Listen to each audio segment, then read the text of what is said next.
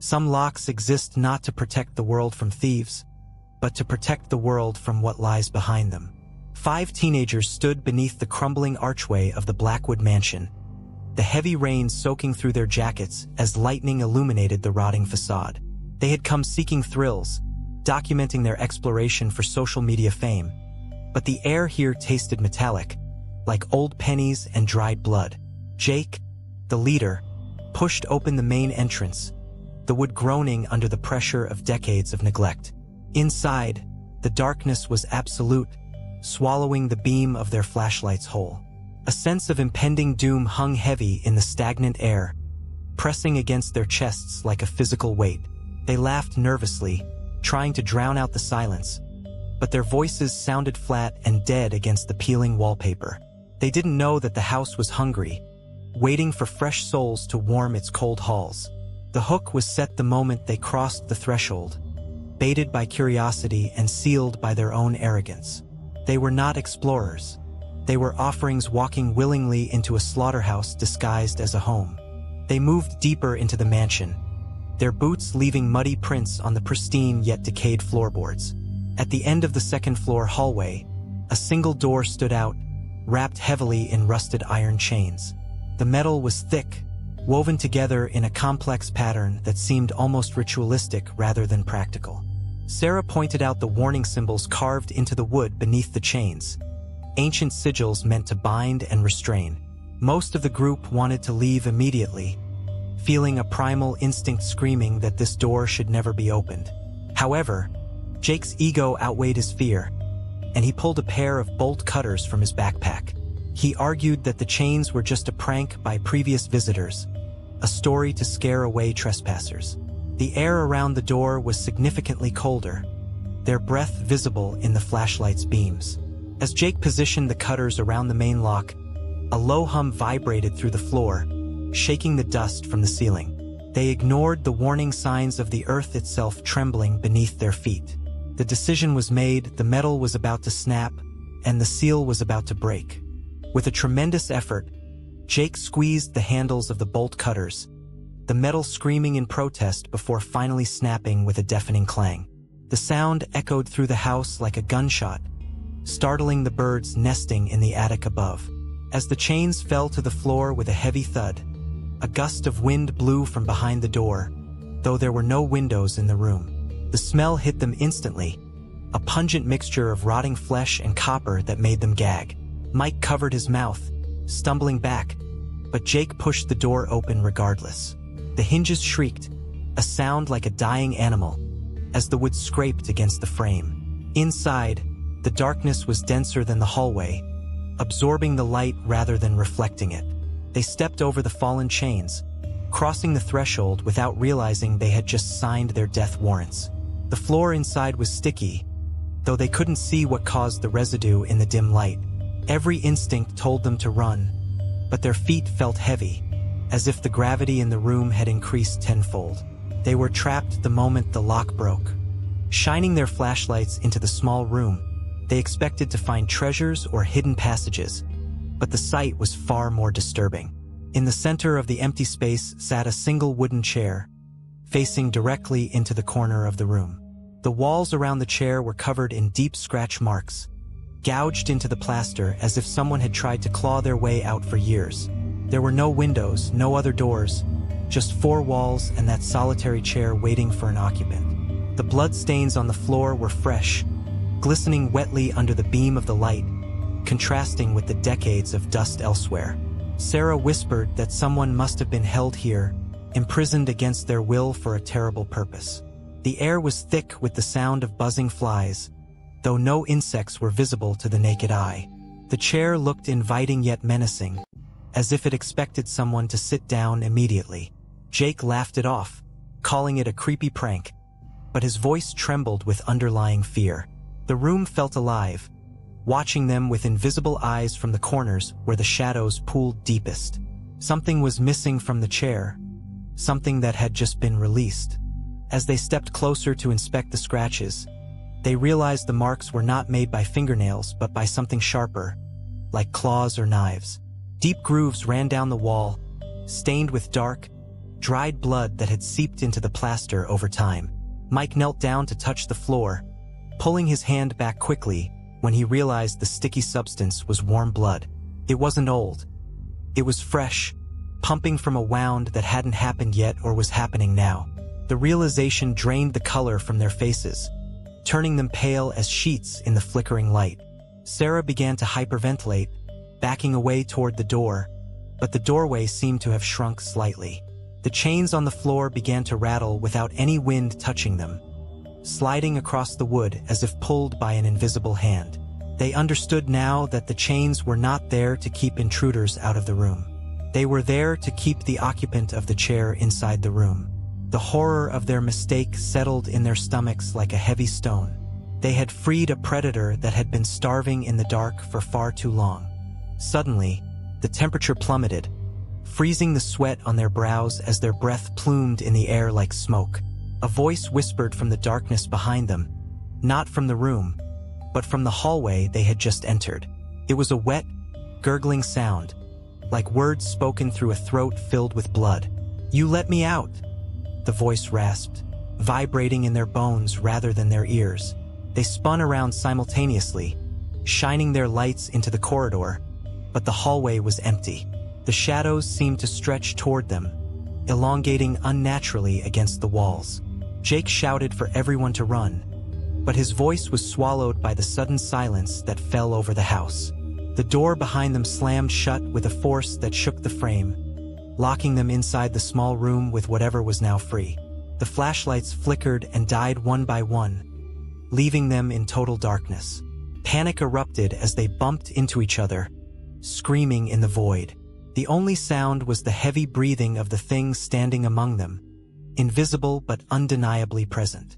In the darkness, a scream tore through the air as something sharp slashed across Mike's throat. The sound of spraying blood was audible, wet and heavy against the silence of the room. Mike gurgled, clutching his neck as warm life fluid pumped through his fingers onto the floor. He fell to his knees, choking on his own blood, while the others scrambled away in terror. Another flash of light revealed a shadowy figure standing over Mike, its form shifting and indistinct like smoke given shape. It lunged at Sarah, dragging her into the corner where the chair sat. Her screams were cut short by the sound of tearing flesh and breaking bone. The smell of iron became overwhelming, coating the back of their throats with the taste of violence. Jake swung his flashlight like a club, hitting nothing but air, while the sounds of mutilation continued in the corner. They were not fighting a human. They were fighting a manifestation of pure rage and hunger.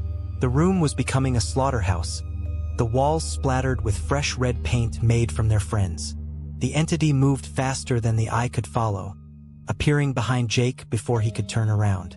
Claws raked down his back, tearing through his jacket and skin alike, exposing muscle and bone. He collapsed forward, screaming in agony as the pain blinded him. The last surviving teen, Emily, huddled against the wall, trying to make herself invisible in the shadows. She watched in horror as Jake was dragged across the floor, leaving a thick trail of blood behind him. The thing was playing with them, savoring the fear before the final kill. The chair in the corner was now stained completely red, soaked in the blood of the victims. Emily tried to pray, but the words died in her throat as the entity turned its attention toward her. It didn't walk. It glided, the sound of wet footsteps slapping against the floorboards.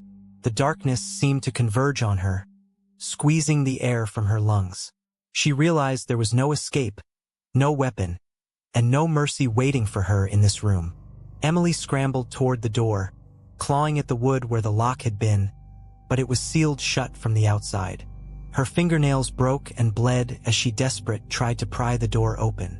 Behind her, the sounds of chewing and crunching stopped, replaced by a slow, deliberate approach. She could feel the cold breath on the back of her neck, smelling of grave soil and rot. She turned around to face her death, holding up her hands in a futile gesture of defense. The entity loomed over her, its face a void of endless blackness with two burning red eyes. It raised a hand covered in the blood of her friends, dripping onto the floor with a rhythmic plip-plip sound. Emily screamed as the hand descended, not to strike her, but to touch her forehead. A burning sensation spread through her body, paralyzing her muscles instantly. She fell to the floor, unable to move, unable to speak, trapped within her own conscious mind. The violence was over for her, but the horror was just beginning. The entity lifted Emily's limp body and placed her gently onto the wooden chair in the corner. It faced her toward the wall, just like the previous occupant had been forced to sit. From outside the room, the sound of heavy chains being dragged across the floor echoed loudly. The entity was relocking the door, securing the chains around the outside handle once more. Emily sat in the darkness, alive but paralyzed, waiting for the next group of foolish teenagers to arrive. She could hear their voices in the distance, drawing closer to the mansion, drawn by the legend of the locked room. She wanted to scream a warning, to tell them to run, but her voice was stolen. The chains clicked into place, sealing her fate as the new guardian of the room. The lock on the outside was not for protection. It was a cage for the next victim.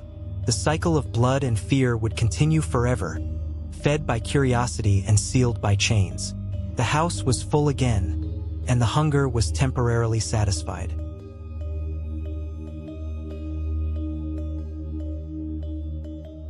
Some houses do not welcome guests. They harvest them. Arthur Blackwood stumbled through the blinding snow, the wind screaming like 1,000 damned souls tearing at his coat. He had been hiking alone when the storm hit, and now, lost and freezing, he spotted a faint glow through the trees. A small cottage stood ahead, its windows flickering with warm, inviting light. It seemed impossible, a house lit and warm in the middle of an abandoned forest during a deadly blizzard. But desperation outweighed caution, and Arthur pushed forward, his numb fingers clawing at the wooden door. It opened easily, too easily, as if it had been expecting him. The moment he stepped inside, the storm's roar vanished, replaced by a comforting crackle of fire and the rich aroma of herbs and meat. He should have run. He should have noticed the silence was too perfect, the warmth too intentional. But his frozen body betrayed him, craving the heat like a dying man craves water. He closed the door behind him, sealing his fate with a soft click. The hook was baited with comfort, and Arthur had swallowed it whole. The interior of the cottage was immaculate, defying the decay that should have consumed it after decades of neglect. A fire roared in the stone fireplace, casting dancing shadows that seemed to move with malicious intent. The air was thick with the scent of rosemary, thyme, and something metallic underneath, like copper coins or old blood. Arthur removed his wet coat, his trembling hands reaching toward the flames. On the wooden table in the center of the room, a bowl of steaming soup sat waiting, accompanied by fresh bread and a polished silver spoon. The steam rose in perfect spirals, as if the meal had been prepared seconds ago. He approached cautiously, his stomach growling despite his unease. The soup was a deep crimson color, rich and glossy, with herbs floating on the surface. He leaned closer to inspect it, and for a moment, he thought he saw something dark and solid submerged at the bottom. He pulled back, shaking his head, blaming his exhaustion for the hallucination. But the smell was intoxicating, pulling him toward the bowl like a magnet. He didn't notice the faint scratches on the floorboards, leading from the table toward the stairs. Arthur's hunger overpowered his caution, and he lifted the silver spoon to his lips. The soup was incredibly hot, burning his tongue, but the flavor was exquisite, rich, savory, and strangely familiar. As he swallowed, a warmth spread through his chest that had nothing to do with temperature. It felt like liquid comfort, like a drug easing his fear. He took another spoonful, then another, losing himself in the taste. But with each bite, the metallic undertone grew stronger, coating his throat with the taste of iron. He paused, looking down at the bowl, and this time he saw it clearly. A small, pale fragment floating among the herbs. It looked like a piece of fingernail or perhaps a sliver of bone. His stomach churned violently, and he dropped the spoon, which clattered loudly against the ceramic. The sound echoed through the cottage, followed immediately by a new noise. From upstairs, he heard footsteps, Slow, deliberate steps walking across the floorboards above his head. Someone was up there. Someone who had cooked this meal. The creaking of the stairs grew louder, each step a deliberate announcement of approach. Arthur backed away from the table, his eyes fixed on the dark archway leading to the staircase. A shadow appeared first, elongated and distorted against the wall. Then a figure emerged, but it was not human. Its limbs were too long, its joints bending at unnatural angles, and its skin was pale and translucent, revealing dark veins pulsing beneath. It wore a chef's apron, stained with layers of old and fresh blood that had hardened into a crust. In its hand, it held a long, serrated knife that gleamed wickedly in the firelight. The creature's face was a mask of stitched flesh, with button eyes that reflected the flames like black mirrors. It tilted its head, studying Arthur with curiosity, as a cook might study a new ingredient. Arthur tried to scream, but his voice was trapped in his throat. The creature took another step forward, and the smell of raw meat and formaldehyde filled the room. It spoke, its voice a wet rasp that seemed to come from multiple throats at once. "Welcome to dinner," the creature rasped, its stitched mouth stretching into a grotesque smile. Arthur turned to run, but his legs refused to obey, rooted to the floor by primal terror. The creature moved with unnatural speed, closing the distance in a blur. The serrated knife flashed, and a searing pain erupted across Arthur's forearm.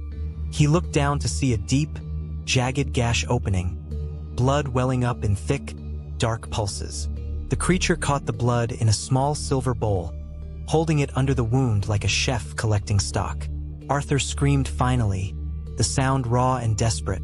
He grabbed a heavy iron poker from beside the fireplace and swung it wildly. The weapon connected with the creature's shoulder with a sickening crunch, but instead of crying out, the entity simply tilted its head, as if intrigued by the resistance. Black fluid oozed from the wound, smelling of rot and sulfur. The creature dropped the bowl of Arthur's blood and lunged again, its long fingers clawing at his face. Arthur felt hot tears mix with blood as nails raked across his cheek, tearing flesh from bone. Arthur stumbled backward, crashing into the table and sending the bowl of soup flying. The crimson liquid splashed across the floor, and among the herbs and broth, small, recognizable pieces tumbled out. A human molar, a segment of finger bone, a lock of hair. The soup was not made from animals. The realization hit him with more force than any blow. This chef had been harvesting previous victims, cooking them into meals for the next unsuspecting traveler. Arthur was not a guest, he was the next ingredient. The creature advanced, its button eyes gleaming with hunger. Arthur grabbed the iron poker again, but his grip was slippery with his own blood. He swung desperately, but the creature caught his wrist with a hand cold as grave soil. The strength was inhuman, crushing bones with a sound like snapping twigs. Arthur felt his radius fracture, the pain white-hot and blinding. The creature leaned close, its stitched mouth near his ear, and whispered, "You taste of fear. It enhances the flavor." The creature dragged Arthur toward the fireplace, his broken arm trailing uselessly behind him. He kicked and thrashed, but the entity's grip was unbreakable. The heat from the flames was intense, singing his clothes and blistering his skin. The creature forced him down onto a large wooden butcher's block that Arthur hadn't noticed before, stained dark with years of use. Heavy iron rings hung from the ceiling above it. With terrifying efficiency, the entity produced lengths of chain and began securing Arthur's limbs to the block. He screamed until his voice gave out, his pleas swallowed by the crackling fire. The creature picked up the serrated knife again, testing its edge with a long, slender finger. It began to hum a tuneless, ancient melody as it worked. The first cut was precise, a long incision along Arthur's abdomen that peeled back skin and fat to reveal the muscle beneath. Arthur's vision swam with pain, but he was forced to watch as the creature carefully removed a section of tissue, placing it into a clean ceramic dish. As the creature worked, Arthur's consciousness began to fade, the pain becoming a distant roar. Through the haze, he saw the entity move to the fireplace, where a new pot bubbled over the flames. It added the freshly harvested tissue to the simmering broth, along with herbs from the table. The aroma that filled the room was now unmistakably that of cooking meat, rich and inviting, but Arthur knew its source. The creature stirred the pot, then tasted the broth from a wooden spoon. It nodded in approval, its button eyes reflecting the firelight. It returned to Arthur, who was barely clinging to life, and whispered, "The meal is almost ready. You will be part of something eternal." The creature then produced a needle and thread, and with grotesque care, began to stitch Arthur's wounds closed, not to heal him, but to preserve the meat. Each pull of the thread sent fresh waves of agony through him. He realized with final, horrifying clarity that he was being prepared not for death, but for consumption. His body would become the soup, his bones the stock, for the next lost soul who sought shelter. In his final moments, Arthur's eyes focused on the bowl of soup he had eaten earlier, still spilled on the floor. He understood now that every traveler who had ever sought warmth in this cottage had ended the same way, as ingredients in the endless meal. The creature finished its preparations and lifted Arthur's prepared body toward the pot. As he was lowered into the boiling broth, the pain was eclipsed by a profound, existential horror. He was becoming the very thing he had consumed. The last thing he saw was the creature's stitched smile, reflected in the bubbling surface of the pot. Then, darkness. The storm outside continued to rage, but inside the cottage, all was warm and quiet. The fire crackled contentedly. On the table, a fresh bowl of steaming crimson soup waited, accompanied by bread and a polished spoon. Upstairs, footsteps began to pace again, waiting for the next knock at the door. The lock clicked softly, the house breathed, and the cycle of hunger continued. The warm house was always hungry, and it always saved a seat for dinner.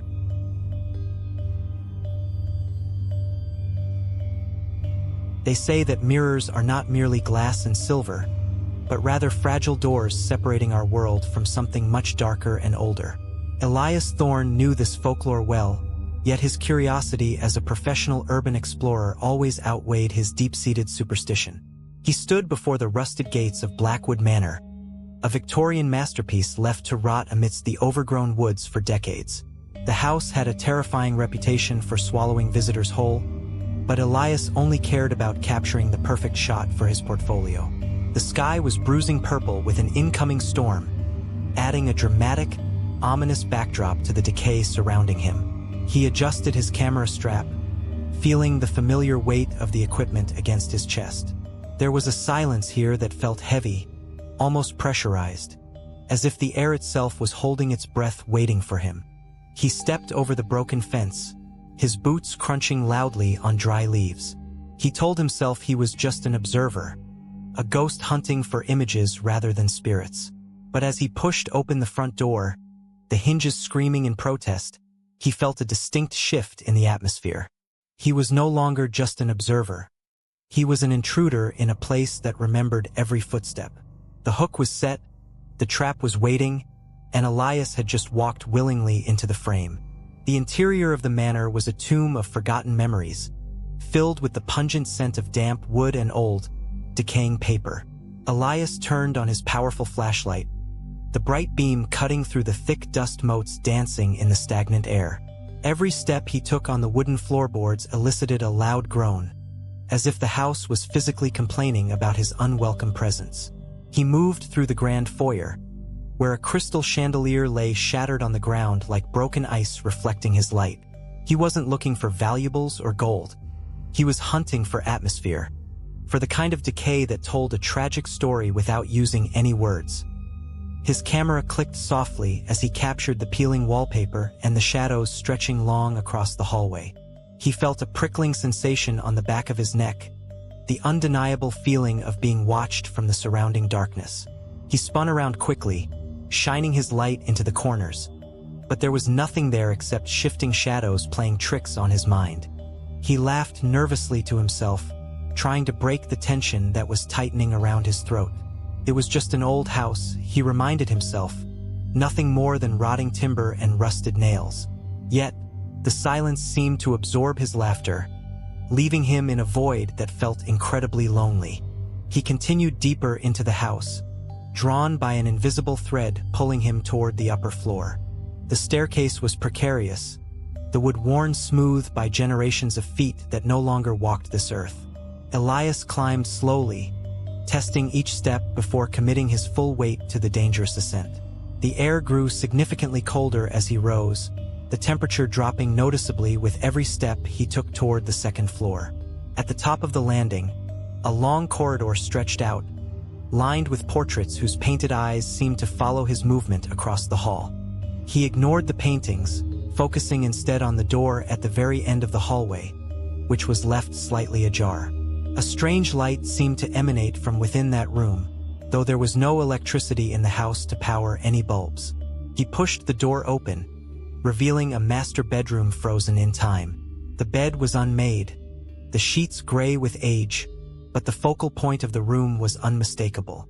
Standing against the far wall was a massive mirror, framed in ornate gold that somehow remained untarnished by the years of neglect. It stood out violently against the decay, pristine and inviting. Elias felt a magnetic pull toward it, his legs moving almost without his conscious command. He raised his camera, framing the shot, but something about the glass surface made him hesitate. It looked less like a reflection and more like a deep, still pool of water waiting to swallow him whole. The dust around the room avoided the mirror, as if protected by an invisible barrier. He set up his tripod in front of the mirror, the legs sinking slightly into the dusty carpet beneath them. The room was silent, save for the rhythmic ticking of a clock that he couldn't locate anywhere in the vicinity.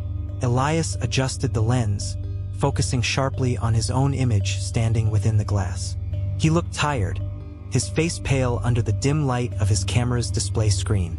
He decided to break the tension with a bit of humor, something he often did to calm his nerves during solo explorations. He raised his hand and waved at his reflection, a silly, casual gesture meant to acknowledge the absurdity of the situation. He smiled at himself, expecting the familiar mimicry of a normal mirror. But for a split second, he thought he saw the reflection blink before he did. He shook his head, dismissing it as a trick of the light or fatigue playing games with his vision. He took the photo, the flash illuminating the room in a brief, blinding white burst. When the light faded, the room felt heavier, the air thicker than before. He packed his gear quickly, the urge to leave becoming overwhelming. He didn't look at the mirror again as he turned his back, feeling the gaze of the glass burning into his spine. The silence returned, but now it felt expectant, like a predator waiting for its prey to turn around. Elias practically ran down the stairs, his boots slipping on the polished wood in his haste to escape the manor.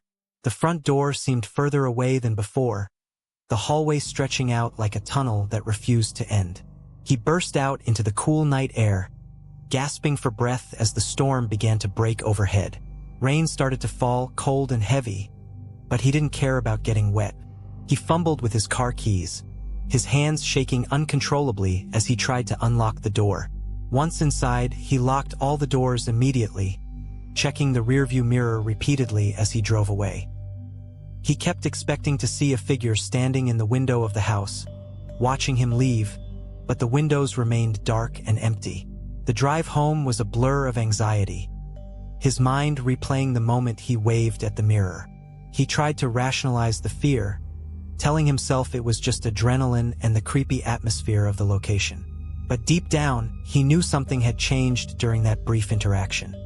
He arrived at his apartment building, feeling safe only when he was behind his own solid steel door.